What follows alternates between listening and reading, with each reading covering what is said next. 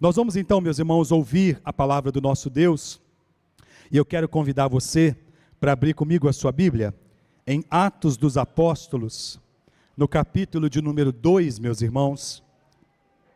Nós vamos ler a partir do verso de número 41.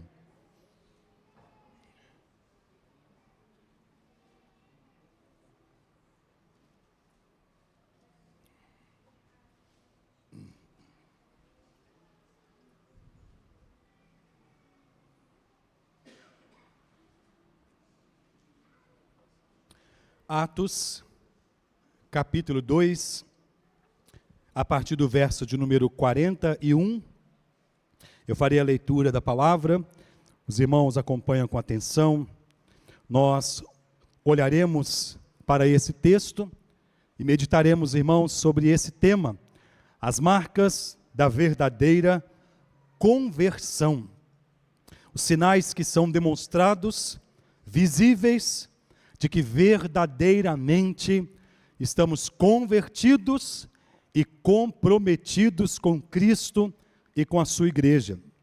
Atos capítulo 2, a partir do verso de número 41, a palavra do Senhor nos diz assim: então os que lhe aceitaram a palavra foram batizados, havendo um acréscimo naquele dia de quase 3.000 pessoas. E perseveravam na doutrina dos apóstolos e na comunhão, no partir do pão e nas orações. Em cada alma havia temor, e muitos prodígios e sinais eram feitos por intermédio dos apóstolos. Todos os que creram estavam juntos e tinham tudo em comum. Vendiam as suas propriedades e bens, distribuindo o produto entre todos, à medida que alguém tinha necessidade. Diariamente perseveravam unânimes no templo, partindo o pão de casa em casa, e tomavam as suas refeições com alegria e singeleza de coração, louvando a Deus e contando com a simpatia de todo o povo. Enquanto isso, acrescentava-lhes o Senhor, dia a dia, os que iam sendo salvos. Oremos ao Senhor. Deus, obrigado, Pai, porque a Tua palavra foi lida e nós, o Teu povo, estamos aqui prontos para Te ouvir. Por isso pedimos, use da Tua misericórdia e fale ao nosso coração, em nome de Jesus. Amém. A conversão, meus irmãos, é algo misterioso, sobrenatural, que Deus opera em cada um daqueles que, como nos diz o apóstolo Paulo em Filipenses, no capítulo 1, foram chamados desde antes da fundação do mundo.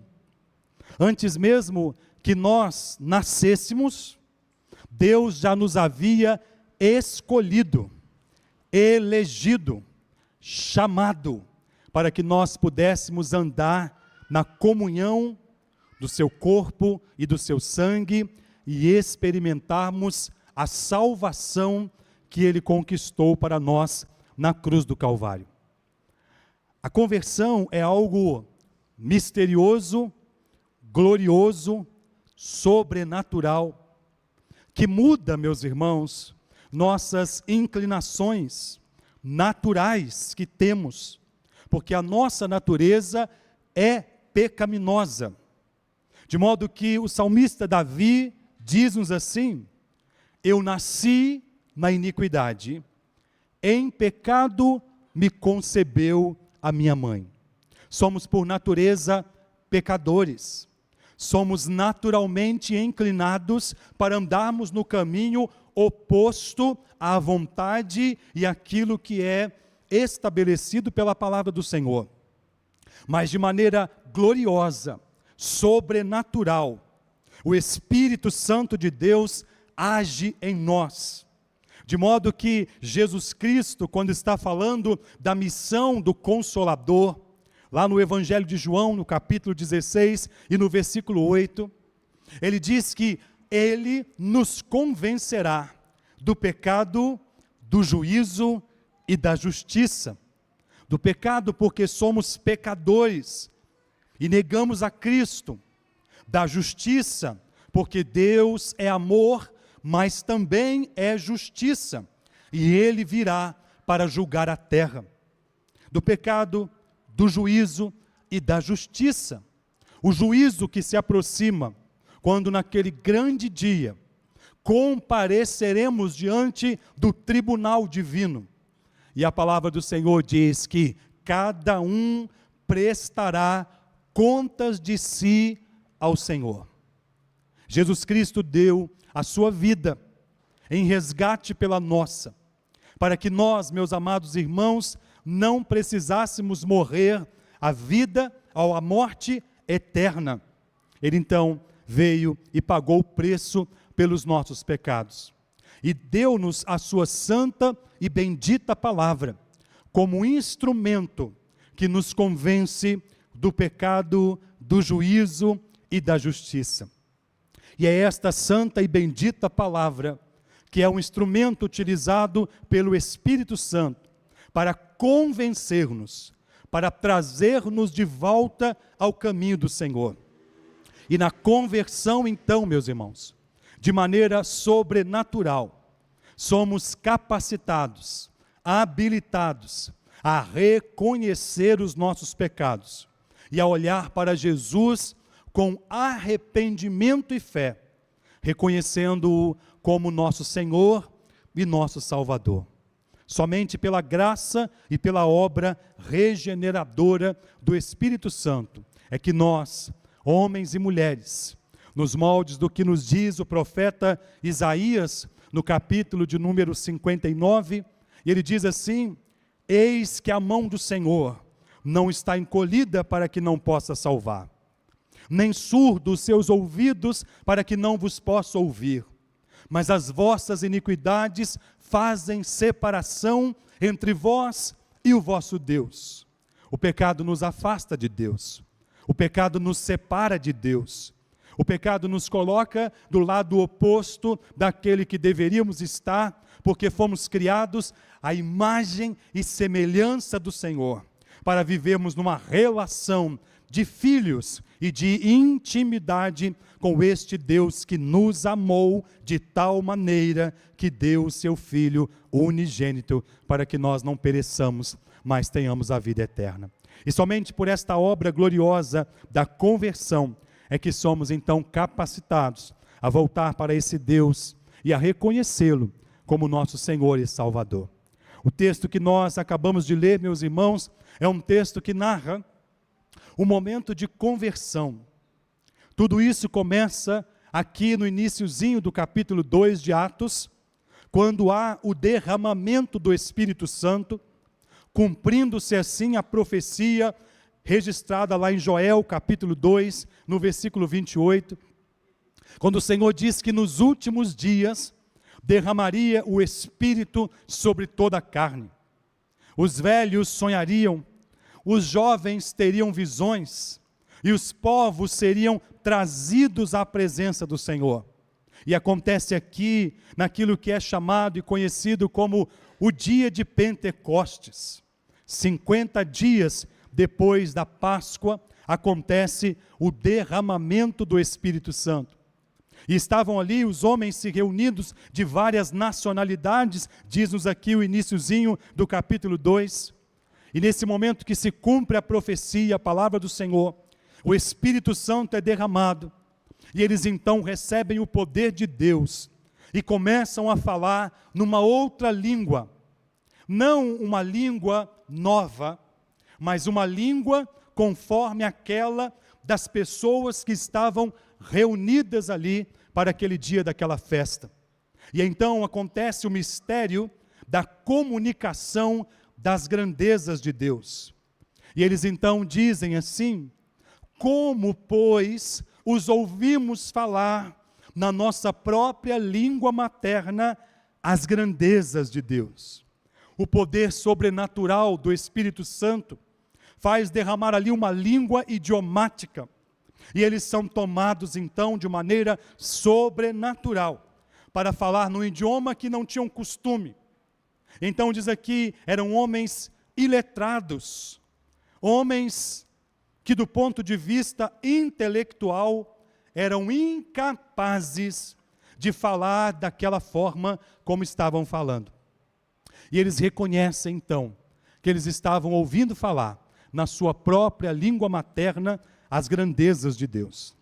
Alguns começam a zombar, e alguns começam a dizer: eles estão bêbados, eles estão embriagados. E Pedro então toma a palavra. Eles não estão embriagados, sendo esta a 3ª hora do dia. Mas o que está acontecendo aqui, meus irmãos, é o cumprimento da profecia e da palavra do Senhor. E Pedro faz então um discurso, mostrando que Jesus veio, mas eles negaram a Jesus. Eles crucificaram a Jesus. Eles rejeitaram o Messias. E a longa mensagem e palavra proferida então aqui pelo apóstolo Pedro, diz-nos as Escrituras que o Espírito Santo compungiu-lhes o coração, quebrantou-lhes o coração. E eles então fazem uma pergunta no sentido da mudança da sua vida, da conversão. E veremos então aqui os sinais desta verdadeira conversão.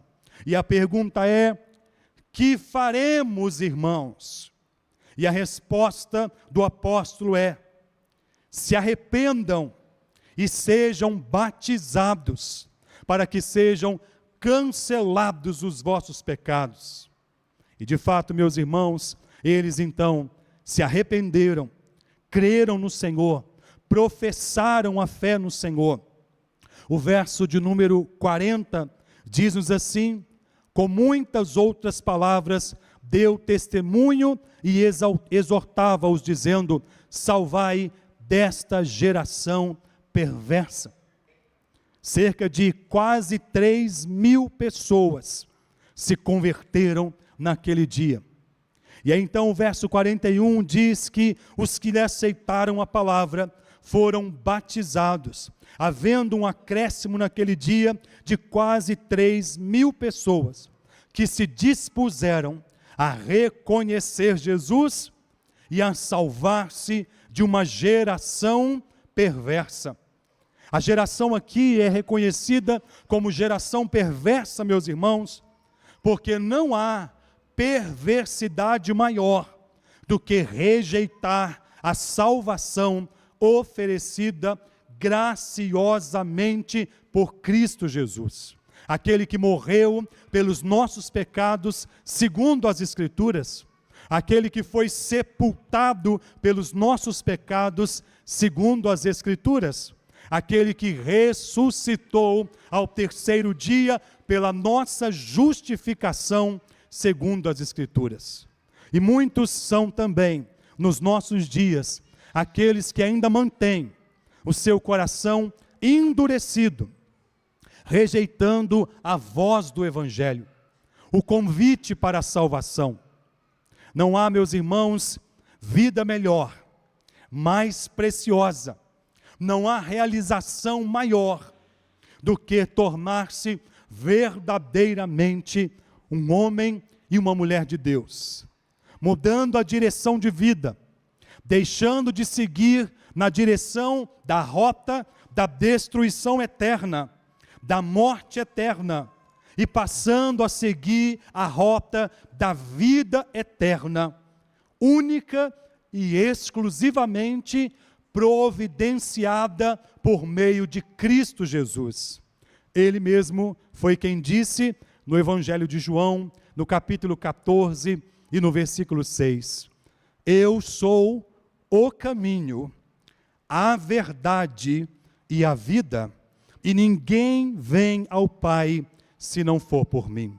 A única maneira, meus irmãos, de experimentarmos esta graça salvadora, esta eternidade que começa aqui, mas que se consumará na volta de Cristo, quando as Escrituras nos dizem que Ele enxugará dos olhos toda lágrima, não haverá nem pranto, nem dor, porque todas as primeiras coisas já terão passado. A única maneira de experimentarmos esta eternidade gloriosa, a única maneira de experimentarmos essa salvação graciosa, a única maneira de experimentarmos esta nova vida é fazendo aquilo que está aqui no versículo de número 38.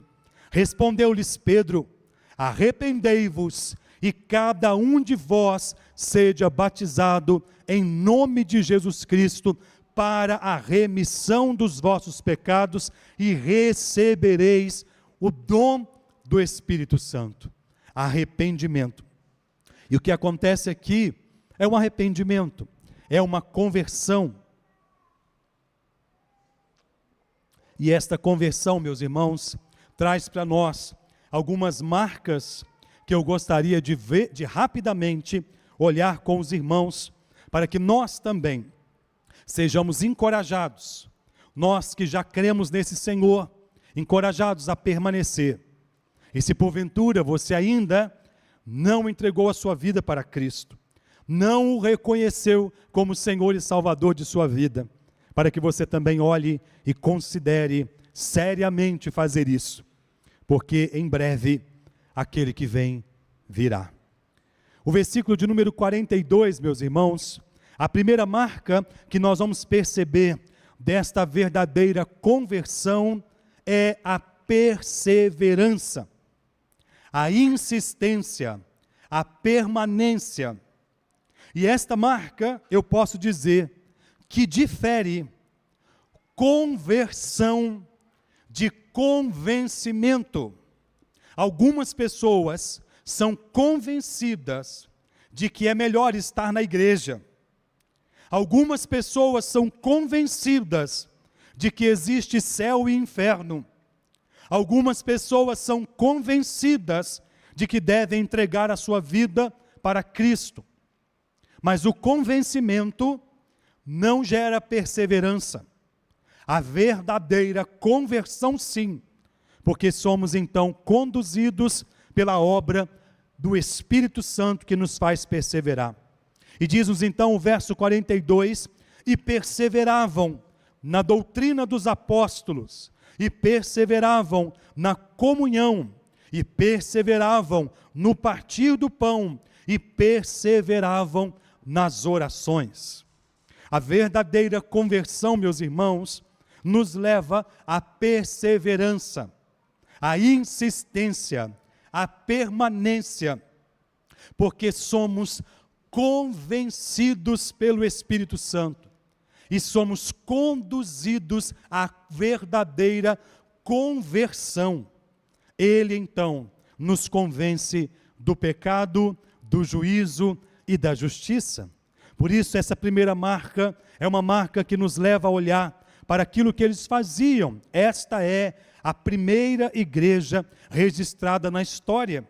E esta igreja, meus irmãos, perseverava na doutrina dos apóstolos. A doutrina dos apóstolos não é outra senão a santa e bendita palavra, que, como nos diz o Salmo de número 119, no versículo 105, é lâmpada para os nossos pés e luz para o nosso caminho.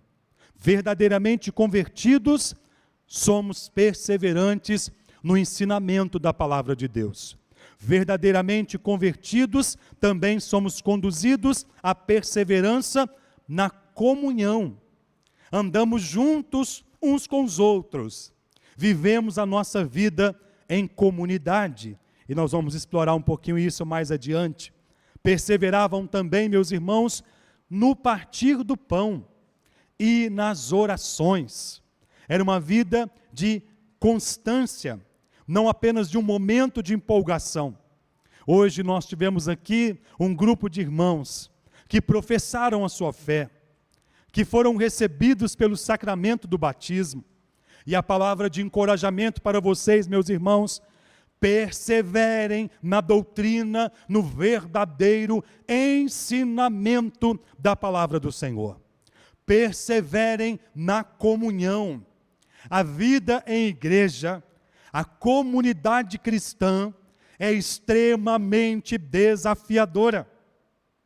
Não é um shopping, não é um parque, não é um lugar só de diversão, é um lugar de alegria, é um lugar de comunhão, mas é um lugar que às vezes também temos algumas situações que talvez não gostaríamos de ter. Somos homens, somos seres humanos, somos falíveis, e muitas vezes, meus irmãos, nós teremos que, pela obra do Espírito Santo, perseverar a despeito de nossas diferenças, a despeito de nossas dificuldades.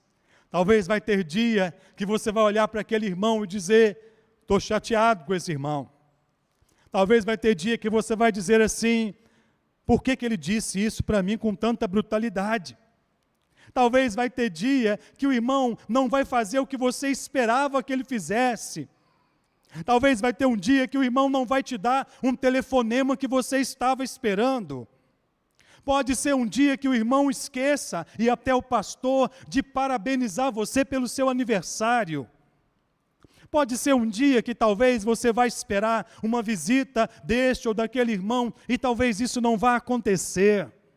Mas independente, meus irmãos, de nossas decepções, porque a vida em sociedade é marcada por alegrias e tristezas, satisfações e decepções, mas mesmo assim, o Espírito Santo nos faz perseverar na comunhão, porque somos o povo de Deus, somos o corpo de Cristo, somos a igreja do Senhor, e estaremos juntos por toda a eternidade.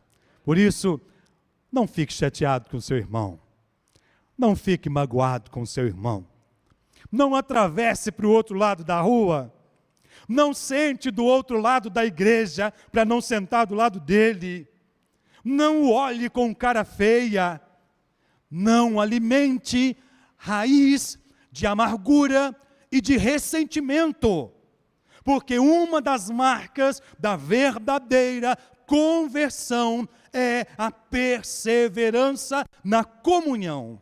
Por isso, meus irmãos, sejamos perseverantes. Sejamos perseverantes também na oração. A oração é o que nos fortalece, meus irmãos. É o que nos mantém de pé. Crente que não ora, não tem vida com Deus. Crente que não ora, torna-se enfraquecido.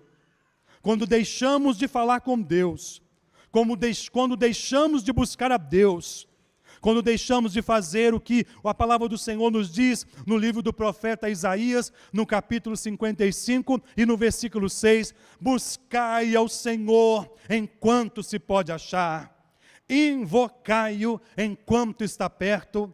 Quando deixamos de fazer isso, meus irmãos, nós deixamos de alimentar a nossa vida espiritual, nos tornamos fracos, nos tornamos suscetíveis ao pecado, aos ataques das trevas, e isso atrapalha a nossa perseverança.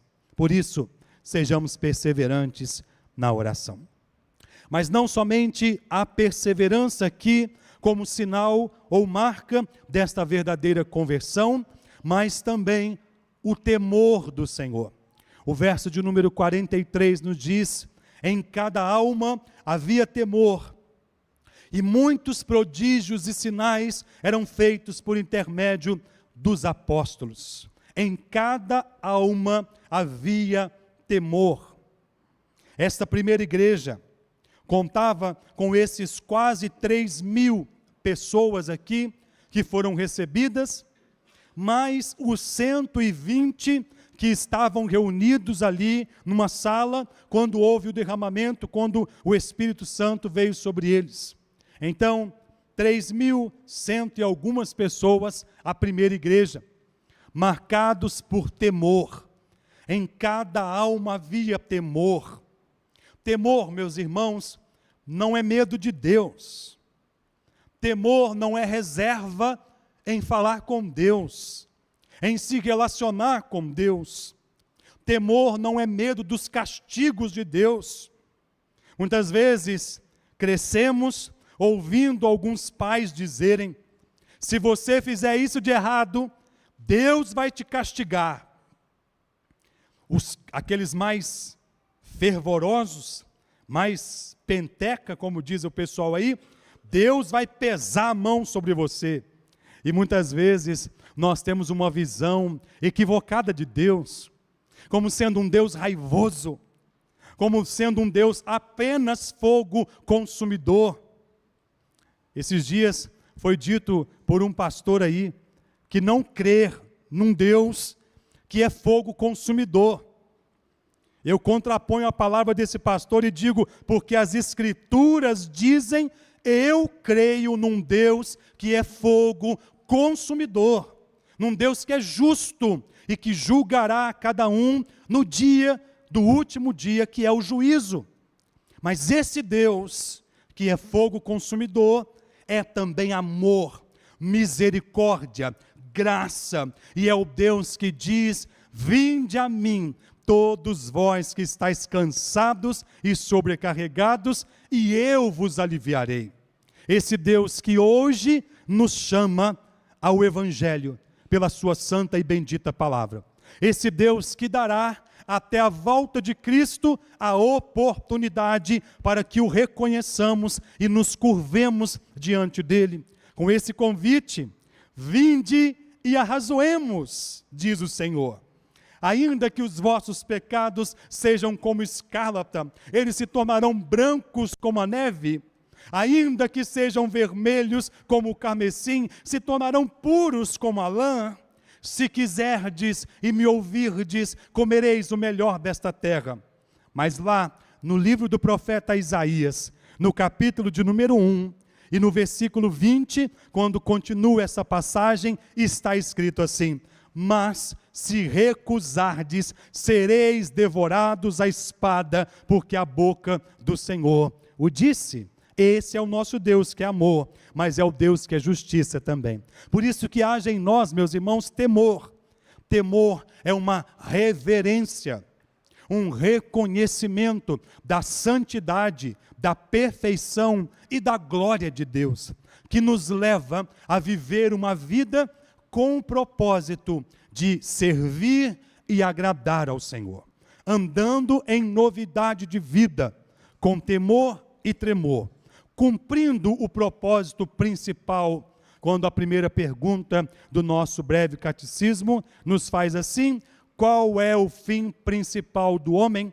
O fim principal do homem é glorificar a Deus e gozá-lo para sempre. Esse é o nosso propósito. E esta marca aqui, meus irmãos, que é o temor, fazia então com que esses irmãos tinham e viviam uma vida demonstrando a verdadeira conversão. E o texto nos diz aqui que muitos sinais e prodígios eram feitos por intermédio dos apóstolos. Eu quero crer, amado conselho, que os apóstolos não tinham que ficar resolvendo problemas pormenores entre esses irmãos. Não tinham que ficar o tempo todo apagando fogo.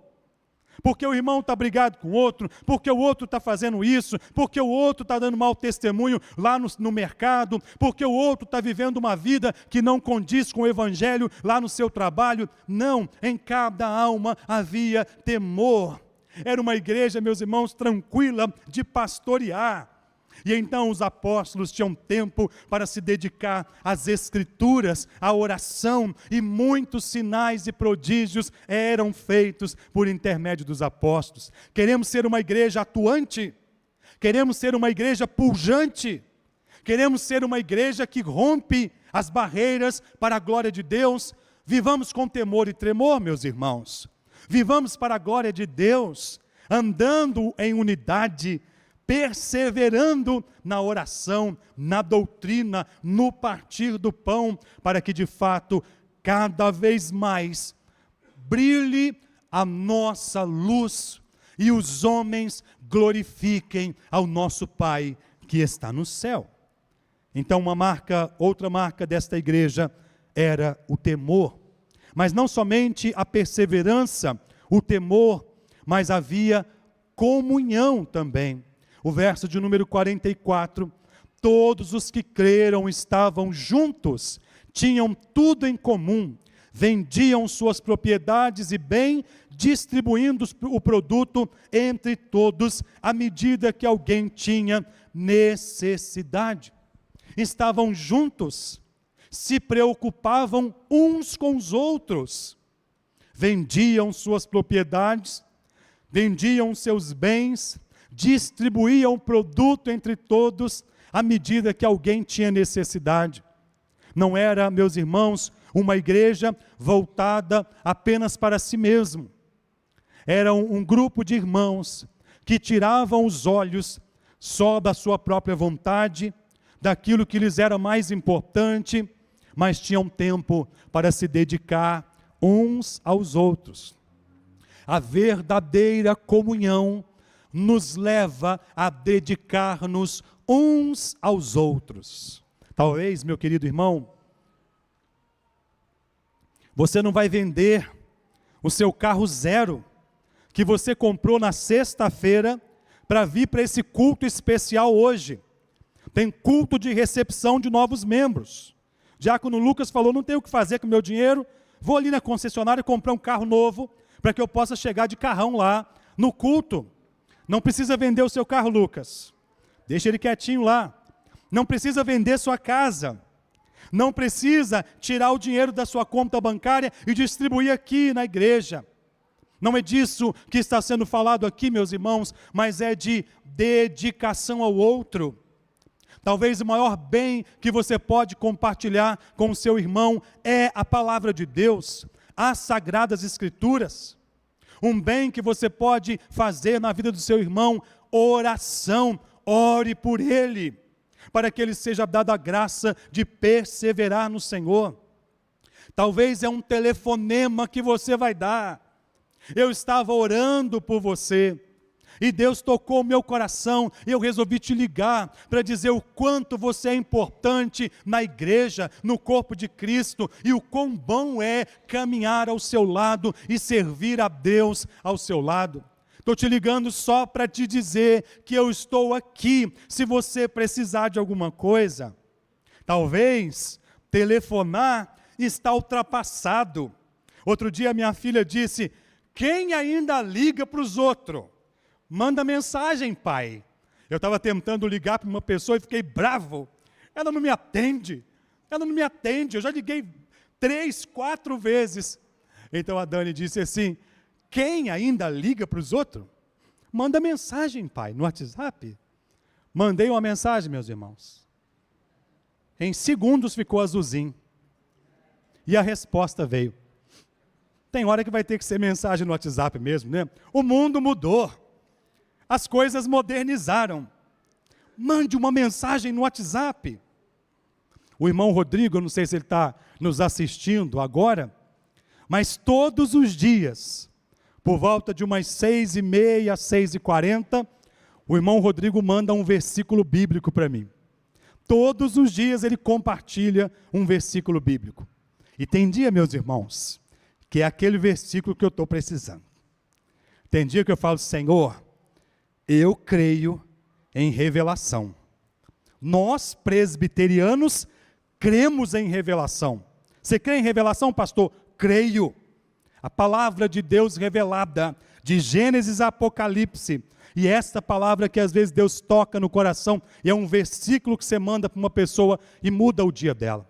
Então, as marcas da verdadeira conversão, meus irmãos. Perseverança na doutrina, na comunhão, no partir do pão e nas orações. Como marca da verdadeira conversão, em cada um de nós precisa haver temor, para que vivamos uma vida para a glória de Deus.